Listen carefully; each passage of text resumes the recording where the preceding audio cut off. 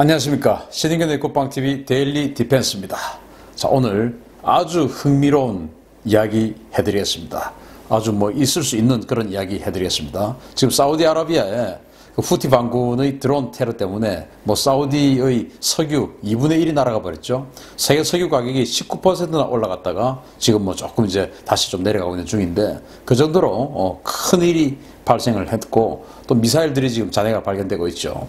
그런데 거기에 이제 이란이 관계되어 있다, 이런 겁니다. 그런데 이란은 또 북한하고 무기 커넥션이 있어요. 자, 그래서 이스라엘의 모사드, 북한의 중동 불법 무기 확산에 대한 보복 나서나 라는 주제로 모사드가 북한에게 이란에게 지속적으로 무기를 공급하는 이 부분에 대해서 보복 나설 수 있다, 조심하라 라는 경고의 동영상을 만들어 드립니다. 자, 한번 보시겠습니다. 자, 유엔 안보리 조사 보고서 중에서 후티 반군 미사일 잔해입니다. 2018년도인데요. 자, 이게 미사일 잔해입니다. 이걸 어떻게 결정했냐면은 바로 북한의 화성 6호라고 이 보고서는 이야기하고 있습니다. 북한의 화성 6호, 즉 스커드 C형이죠. 이게 스커드 C다, 근데 북한제다, 이렇게 유엔 보고서는 2018년도에 보고서를 발표했습니다. 즉 후티 반군에, 예멘에 있는 후티 반군에도 북한제 탄도미사일이 들어간 겁니다. 그런데 후티 반군에 북한의 탄도미사일이 어떻게 들어갔을까요? 그런 것들을 제가 쭉 이야기해 드리면서 모사드 이야기를 해드리겠습니다. 자, 유엔 안보리는 북한이 예멘 반군의 대규모 무기 공급 사실을 확인했다라고 9월 19일 날 보이스 오브 아메리카가 보도합니다. 유엔 안전보장이사회 산하 2140 예멘 제재위원회 전문가 패널은 지난 2017년 보고서를 통해서 예멘의 후티 반군이 북한제 73식 기관총 보유 사실을 확인했는데, 이 기관총은 북한이 이란에 공급한 것이 다시 후티 반군에 공급된 것이다. 유엔 보고서는 북한의 화성 5호 단거리 탄도미사일 최소 90기가 후티 반군에 공급된 사실을 확인했으며, 아울러 후티 반군이 북한의 미사일 기술을 이용해서 보유 탄도미사일 사정거리를 크게 늘린 정황도 포착했다. 데이비드 맥스웰 민주주의 수호재단 선임 연구원은 북한이 이란과 무기 거래를 해온 것은 잘 알려진 사실이며, 이는 단순히 무기 수출의 문제가 아니라 중동 지역의 갈등과 위협을 높이는 심각한 문제라고 지적했다 라고 보이스 오브 아메리카가 9월 19일 날 보도했습니다. 자, 아까 이제 보여드렸던 이 미사일 잔해는 2018년 보고서에 나온 건데, 이게 화성 6호라고 했죠. 자, 그 한 해 전인 2017년 보고서에는 북한이 화성 5호 탄도미사일 최소 90기를 후티 반군에게 공급을 했고, 후티 반군은 그것을 북한 미사일 기술을 이용해서 다시 업그레이드를 했다. 화성 5호는 스커드 B형이죠. 그것을 이제 사정거리를 느린 스커드 C형으로 개조를 했고, 또 후티 반군은 지금 스커드 ER형까지 가지고 있다라고 공개를 했습니다. 그게 전부 북한의 기술이 들어갔다, 이겁니다. 그 후티 반군이 지금 사우디를 계속 탄도미사일로 때리고 있죠. 여기에 북한 기술이 들어갔다. 그리고 이 보이스 오브 아메리카는 그것이 이란을 거쳐서 들어갔다라고 이야기하고 있는 것입니다. 자, 그런데 지금 이란이 개입된, 또 후티 반군과 함께 이란이 개입된 어떤 공작으로 인해서 사우디의 석유 시설이 완전히 파괴돼 버렸죠. 자, 이런 것들로 인해서 그러면 중동 지역에 완전히 지금 전운이 감돌고 있는데, 이스라엘이 위협을 느끼지 않겠습니까? 당연히 위협을 느끼겠죠. 자, 북한의 불법 무기 확산의 동맥 초승달 벨트입니다. 바로 이 중동 지역에 이란을 숙주로 한 이 초승달 벨트가 있는데, 여기가 이제 북한의 불법 무기가 이런 스타일로 지금 유통되고 있어요. 일단 북한이 이란에게, 북한과 이란 핵심 우방이죠, 이란에게 무기를 공급합니다. 그리고 요즘 이란은 이라크와 관계 강화를 하고 있습니다. 지금 시아파와 수니파 이렇게 갈려 있지만 어쨌든 이라크와 관계 강화를 하고 있고, 이라크에 이란이 지원하는 이라크 내의 헤즈볼라가 있습니다. 여기도 이제 이란이 지원하고 있죠. 무기를 지원하고. 또 여기 후티 반군에도 이란이 또 무기를 지원하죠. 그리고 이 팔레스타인에 있는 원조 헤즈볼라에도 또 이란이 무기를 지원하죠. 자, 이게 문제입니다. 팔레스타인에 헤즈볼라가 있는데 여기에 지금 이란이 무기를 공급하고 있고 그 무기는 북한에서 들어간 무기인 겁니다.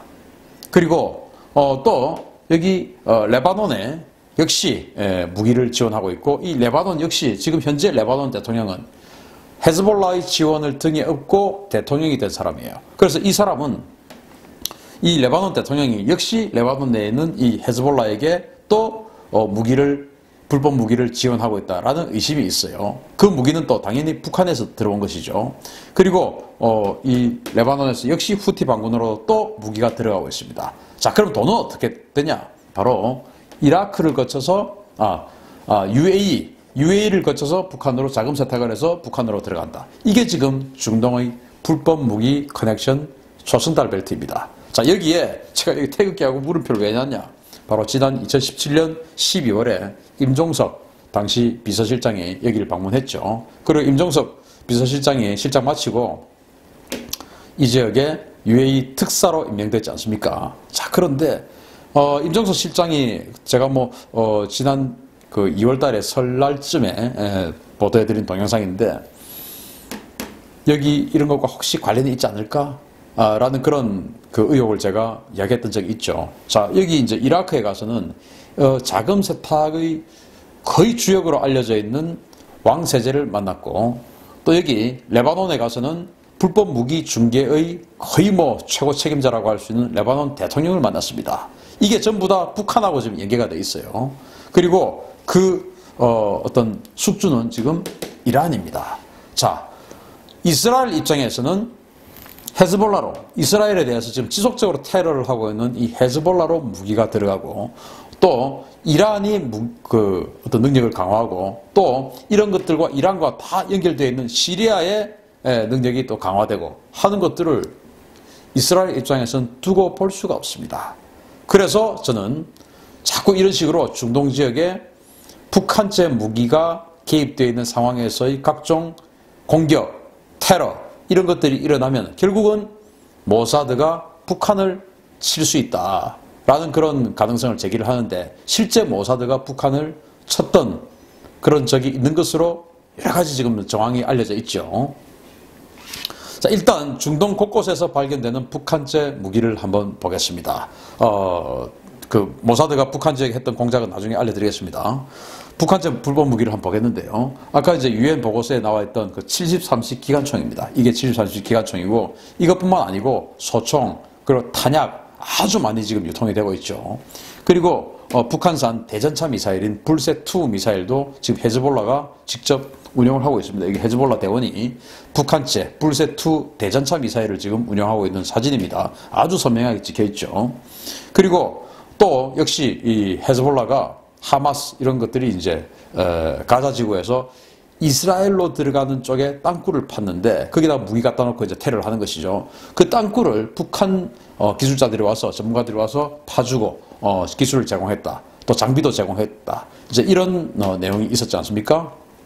그리고 후티 반군이 스커드 ER 미사일을 발사해서 사우디를 공격하는 사진을 공개를 했습니다. 마치 김정은이 앉혀놓고 북한이 각종 미사일 발사 실험해서 그걸 가지고 그 다음날 노동신문이나 조선중앙TV를 통해서 공개를 하죠. 그것처럼 후티 반군이 자신들이 스커드 ER 미사일을 가지고 사우디아라비아를 공격하는 그 사진을 공개를 했어요. 그런데 후티 반군 같은 이런 반정부 단체가 부족입니다.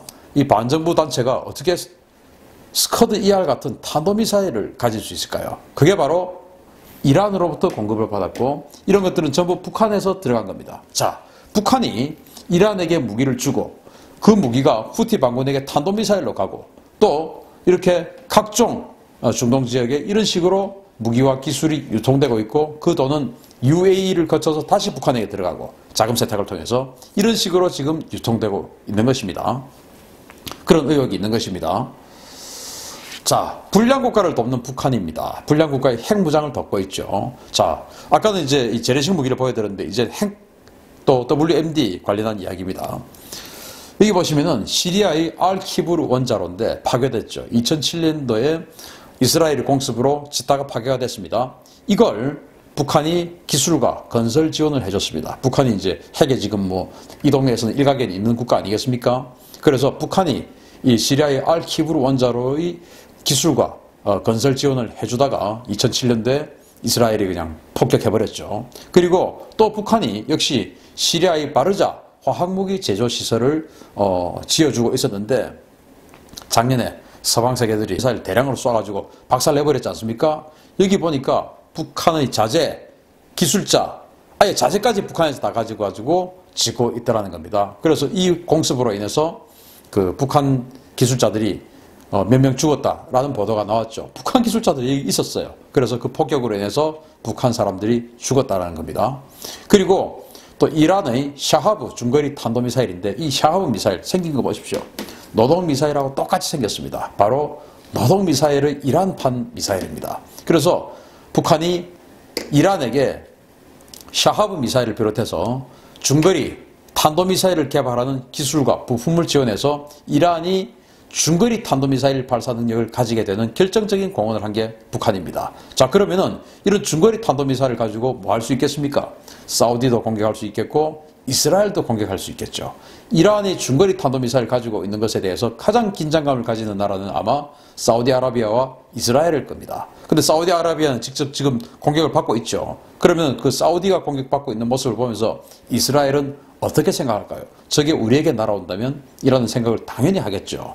그러니까 이스라엘 입장에서는 이 모든 것들의 아까 그 재래식 무기, 방금 알려드렸던 재래식 무기와 더불어서 이런 대량 살상 무기들까지, 자, 화학무기, 핵무기, 그리고 핵을 투발할 수 있는 수단, 화학무기를 투발할 수 있는 수단, 이런 것들을 전부 지금 북한이 제공하고 있으니 북한의 이 연결고리만 끊어버리면 중동 지역에서 자신들을 공격할 수 있는 이란을 비롯해서 헤즈볼라, 하마스 이런 세력들, 국가들의 능력이 확 다운되지 않을까라는 생각을 당연히 하게 되겠죠. 그러니까 저는 북한이 모사드로부터 위험할 수 있다라는 가능성을 제기하는 겁니다. 자, 북한의 불법 무기로 생존 위협을 당하는 이스라엘의 선제 타격 사례입니다. 이거 이제 이스라엘이 실제 했던 작전이고 여기에는 북한의 기술들이 들어가서 막 작업을 하고 있던 그런 상황이었어요. 자, 아까 말씀드렸던 시리아의 알키브르 원자력 발전소 공습입니다. 2007년도에 북한의 기술이 이제 들어가서 짓고 있었죠. 그것을 이제 그 이스라엘의 F-16, F-15가 가서 폭격해서 그냥 박살내버렸습니다. 그래서 아예 원천 제거를 해버렸죠. 그리고는 시리아의 의심시설을 계속 지속적으로 지금도 폭격하고 있어요. 그리고 또 역시 2007년도에 북한의 선박이 입항 직후에 아주 이제 뭘 실었을지 모르는 의심스러운 선박이 시리아의 타르투스 항구에 입항했습니다. 그 입항 직후에 이스라엘의 공습이 있었고 그 이스라엘 공습은 이 선박을 타격한 것이 아니고 그 타르투스 항의 자재 창고를 타격했습니다. 그러니까 이 배에서 뭔가 내려져서 자재 창고를 옮겼고 그 자재 창고에 옮긴 직후에 이스라엘의 공습이 시작됐고 자재 창고가 박살이 나버렸죠. 그러니까 당연히 이 배에 뭔가 수상한 대량 살상무기 관련한 수상한 것들이 지금 시리아에 옮겨졌고 그것을 깨버립니다. 그래서 이 2007년 이후에 타르투스항을 이제 시리아가 이스라엘이 막 폭격하니까 러시아가 타르투스항에 자신들의 군함을 배치해서 타르투스항을 보호해주고 있어요. 그러니까 러시아가 얼마나 참 우리하고는 가까워질 수가 없는 나라예요.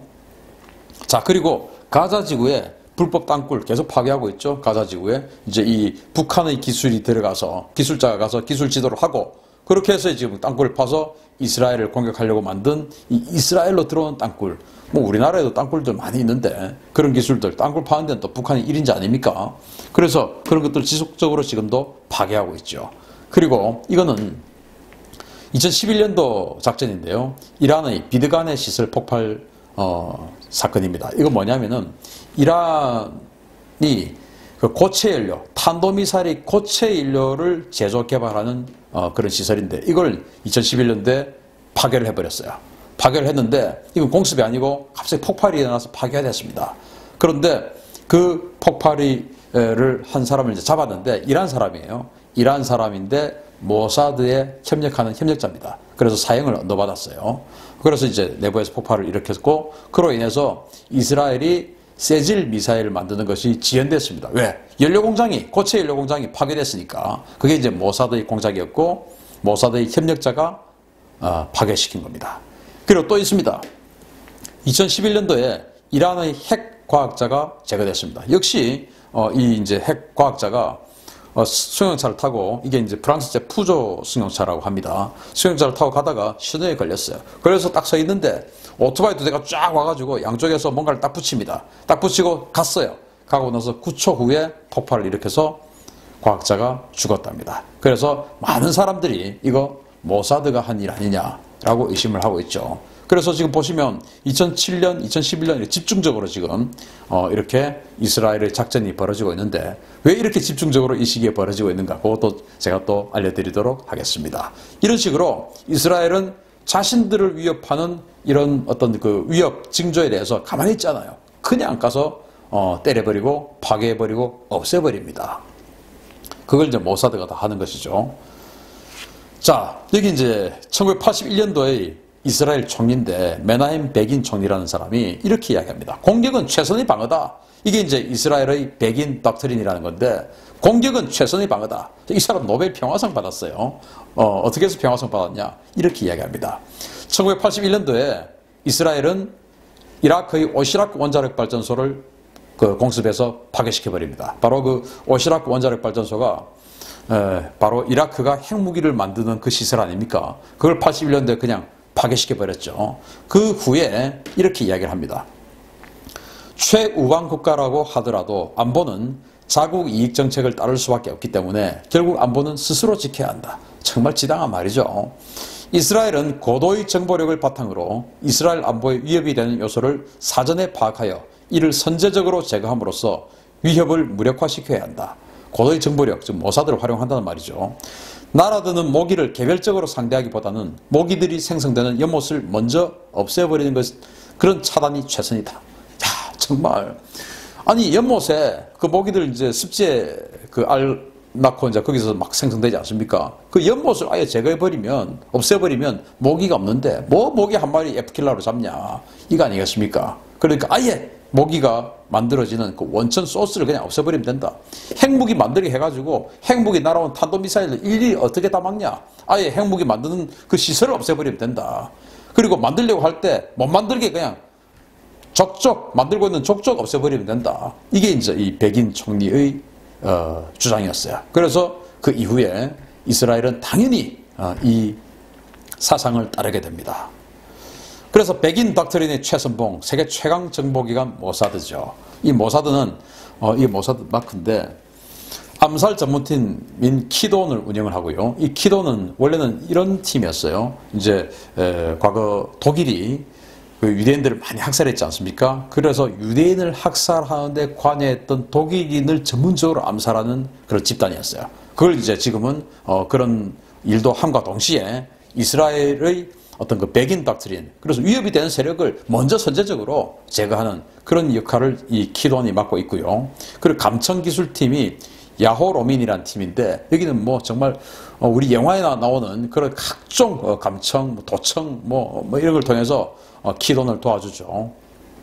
그리고 협력팀 카차와 사야안이 있는데, 이 카차와 사야안은 세계 각국에 이제 유대인들이 있죠. 그 세계 각국에 있는 유대인들 중에서 그 나라에서 이제 만들어진 이 모사드에 대한 협력하는 그 현지 협력 조직들입니다. 그렇게 해서 세계 각지에서 모사드들이 협력을 받아서 작전을 하고요. 그리고 이제 기타 지원 부서가 있는데, 이 모사드를 좀 이렇게 정확하게 구술을 하자면 중앙공안정보기관이라는 이름입니다. 1949년에 다비드 벤구리온 총리에 의해서 창설된 정보기관이고, 정보 수집과 공작을 주 업무로 수행하며 정보력과 작전 수행 능력은 타의 추정을 불허하는 수준으로 평가되고, 모토는 적의 뇌를 삼켜라 라는 것이 모토랍니다. 적의 뇌를 삼켜라. 이게 10대 국장 메이어 다간이 한 이야기인데, 이 메이어 다간은 2002년부터 2011년까지 10년 동안 이 모사드 국장을 했던 사람인데, 이 사람이 대원들에게 이렇게 이야기를 합니다.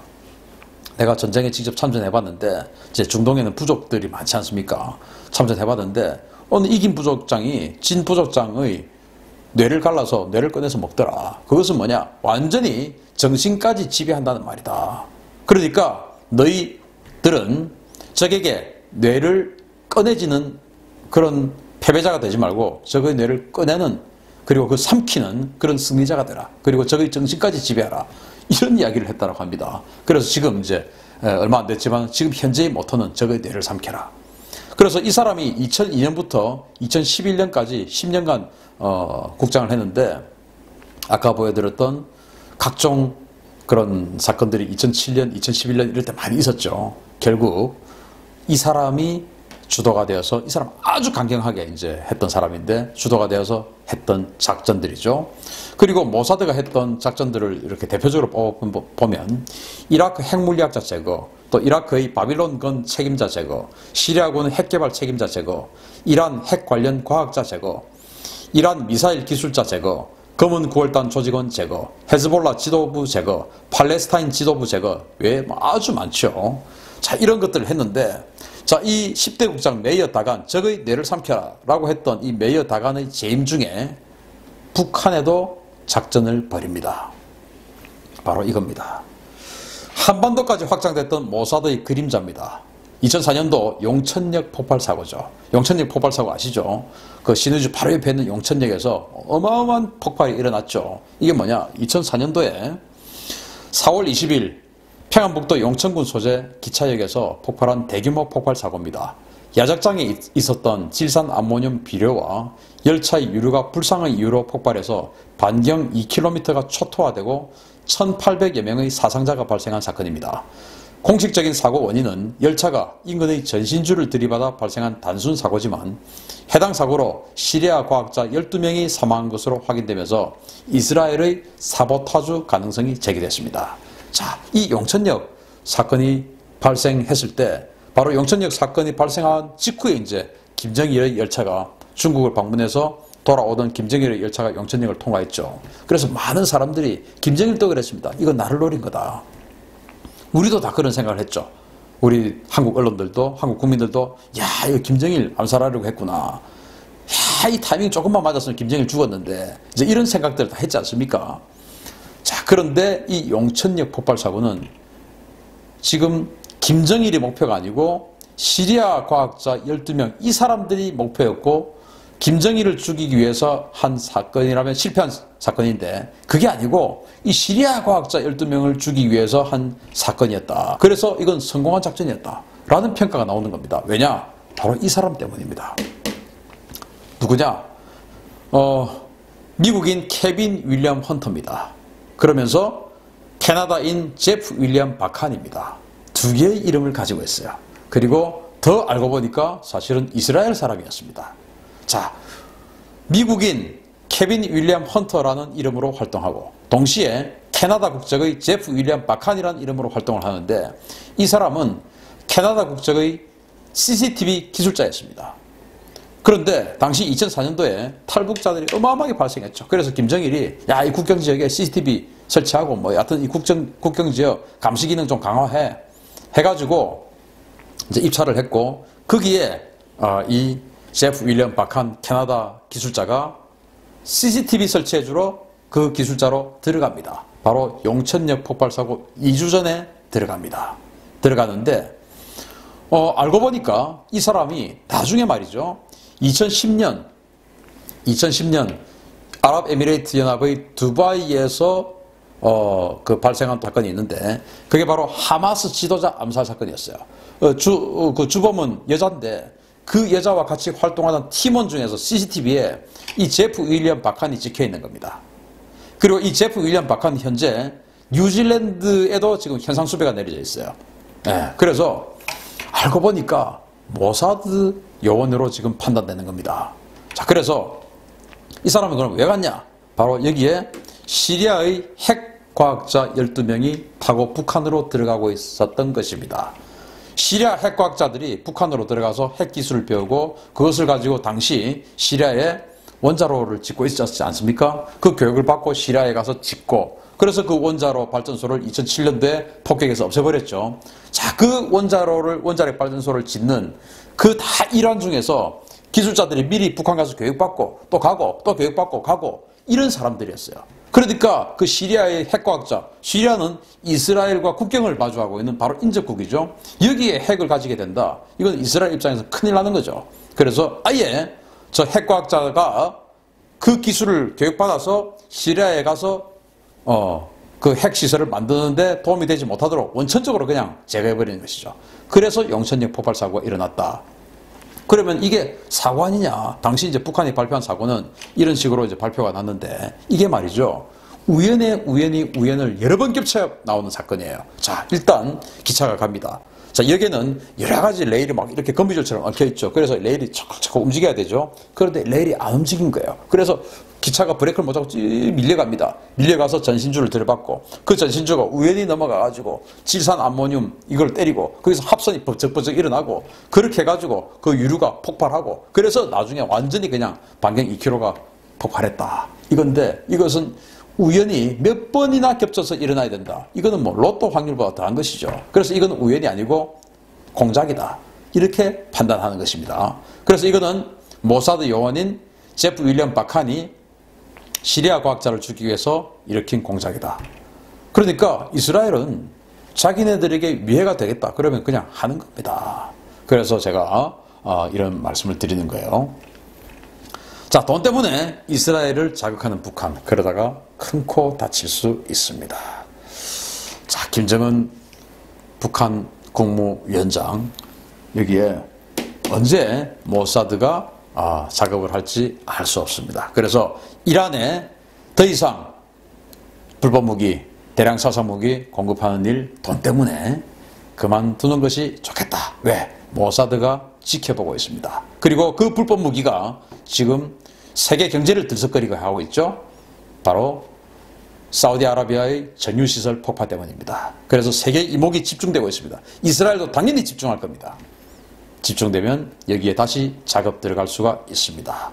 제가 다음에 용천역 폭발 사고와 관련한 것을 딱 정리해서 모사드가 어떻게 작업을 하는지 그런 것들을 또 알려드리는 시간 갖도록 하겠습니다. 오늘 순서 마치겠습니다. 감사합니다.